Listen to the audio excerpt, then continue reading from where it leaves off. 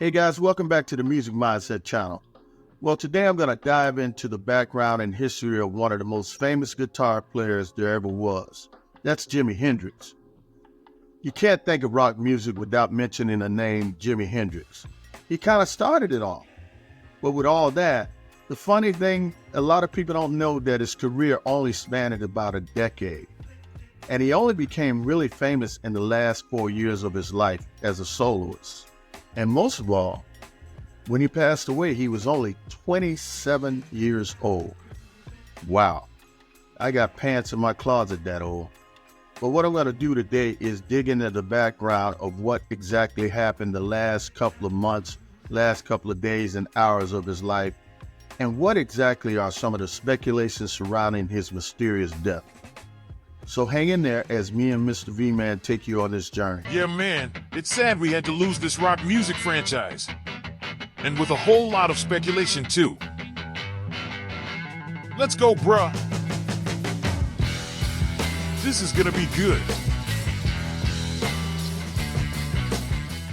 Well, Jimi Hendrix, born on November 27th, 1942 in Seattle, Washington, rose to fame as one of the most influential electric guitarists in the history of rock music. His innovative style and groundbreaking performances with the Jimi Hendrix Experience left an indelible mark on the music industry. But behind the scenes, Jimi's life was marked by personal struggles, relentless touring, and an increasingly complex relationship with his manager, Mike Jeffrey. As we delve into the last 24 hours of Jimi Hendrix's life, a mosaic of events emerges, shedding light on the complexities that mark the final chapter of his life.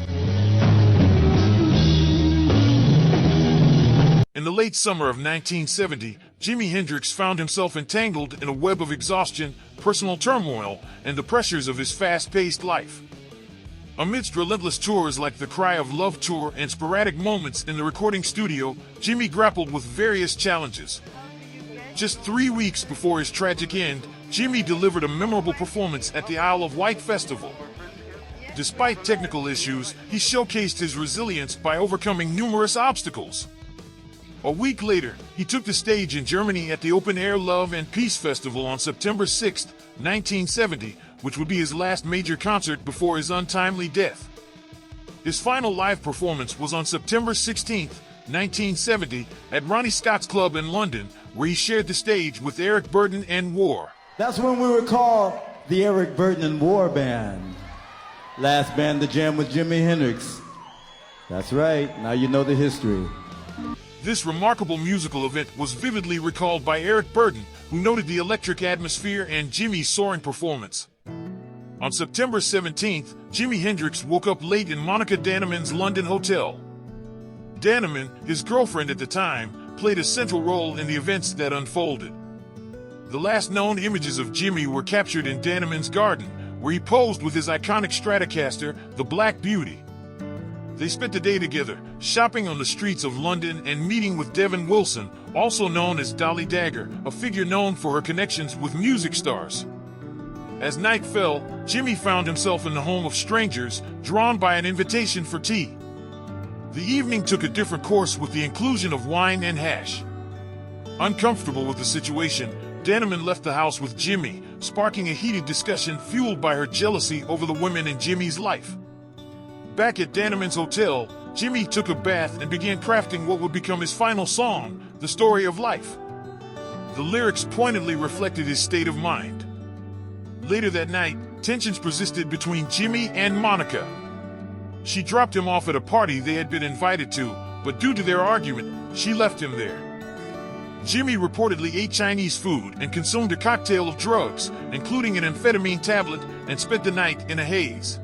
Monica later picked him up, and facts say from 2 a.m. until his tragic death, only Monica Dannemann was present. According to her account, they returned to the hotel, and she made Jimi a tuna sandwich before heading to bed, an assertion that subsequent investigations would challenge. At 6 a.m., Monica claims that Jimi was still awake, requesting sleeping pills. Initially, she said no, and insisted he wait. But as dawn broke, and neither one of them finding sleep, Monica decided to take sleeping pills herself and drifted off to sleep. Jimi, seeing Monica fall asleep so quickly, decided to take pills too. but his lethal combination of alcohol, Vesperax, and other substances led to a tragic outcome. Subsequently, in an altered state, Jimi vomited a mixture of wine and indigestible food, which was aspirated into his lungs. The Jimi Hendrix experience is over. The acid rock musician died today in a London hospital, apparently from an overdose of drugs.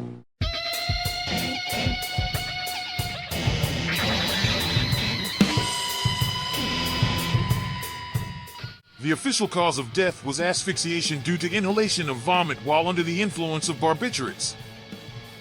The circumstances surrounding Jimi Hendrix's death have sparked numerous conspiracy theories.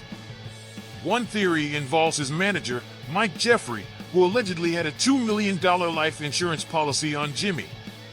In 2009, former roadie James "Tappy" Wright claimed in his book, Rock Roadie, that Jeffrey confessed to forcing Jimi to swallow sleeping pills to cash in on the policy. Jeffrey, who died in a plane crash in 1973, supposedly feared being replaced as Jimi's manager and believed he was worth more dead than alive. Jimi Hendrix's funeral took place on October 1, 1970, at Dunlap Baptist Church in Seattle, Washington. The attendees included family, close friends, and fellow musicians. Among those present were his father, Al Hendrix, his stepmother Ayako June Fujita, and his brother, Leon Hendrix, all seen here together with Jimi in happier times. Notable musicians like Miles Davis and a few other prominent artists attended the funeral. The ceremony marked the farewell to one of the most influential figures in the history of rock music. Despite his tragic end, Jimi Hendrix's legacy lives on. His innovative guitar techniques, electrifying performances, and timeless music continue to inspire generations of musicians and fans alike. His life was a wild and wonderful journey, but his final act still had the power to change the world's view on the pressures faced by artists and the potential dark sides of the music industry. Hey, Mr. Mindset, and I already know you know this, but the music industry sure knows how to funk up a person's life. Back to you, man. Yeah, man, this guy was an incredible guitar player. His influence on music is incredible to this day. When I was younger, I didn't understand it, didn't see the connection, but when I listened to a lot of the rock and roll songs and a lot of music in general, when it comes down to guitar riffs and guitar solos, everybody's closing their eyes, picturing what it was to be like Jimi Hendrix when they're trying to create one of these exciting solos that you hear them playing. He had that much influence on the music industry. But unfortunately, like I said, he passed away and he was only 27 years old. What a credible feat to have such an influence on the music industry and only be 27 years old. But that's what he did. I hope you appreciate that video and I hope you learned something from it and you can teach me something in the comments that I might not have covered in this video or I might not know myself. I appreciate you guys for checking out these type of stories. We're going to do some more later on some other different artists. And I appreciate you for checking out the channel. And I hope to see you in the next video. Thanks a lot, guys.